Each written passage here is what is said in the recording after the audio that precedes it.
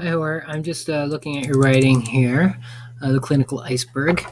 The difficulty. Okay, so the problem here is that you don't introduce the topic very well. You're supposed to explain, the task was to explain what a clinical iceberg is and why it's important to the students, right?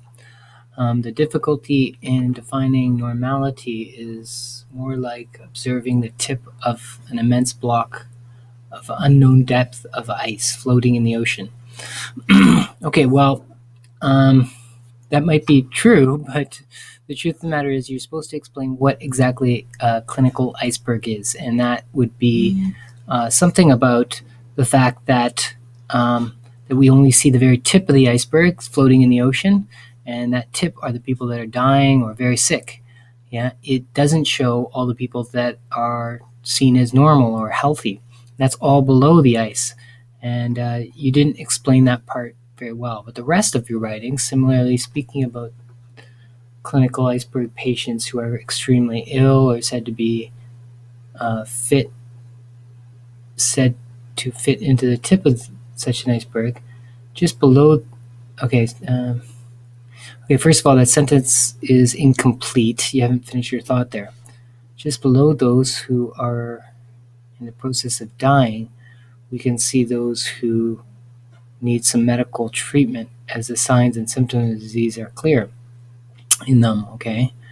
Okay, remember we have a distinction between the signs and the symptoms, and actually the iceberg distinguish between those points. So if this was a written assignment, you'd probably lose marks because you're confusing these two ideas, signs and symptoms.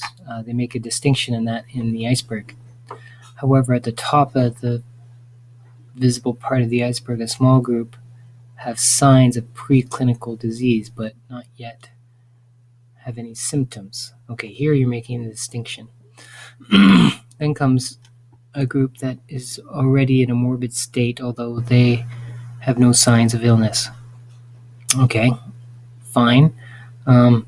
Following this is a high risk group who are developing a later disease due to some behavior that they carry. Okay, so you've explained, and now you have the finally healthy people at the bottom. Okay, so you kept in the word count. That's good. The problem is that you haven't written paragraphs, so you haven't introduced the idea, which was a clinical iceberg. What does it mean? And then you should have described all the intermediate points. And then finally, you should conclude about, even though you're healthy, for example, even though you're healthy, you may, be leading to reaching the tip of the iceberg by having bad habits and that sort of idea, right? But you missed all those components, so you would lose about 4 or 5 marks for task, and of course some marks for grammar and some run-on sentences here, and some organization as well. So all in all, I would say it's pretty good first effort, but we need to make some improvements.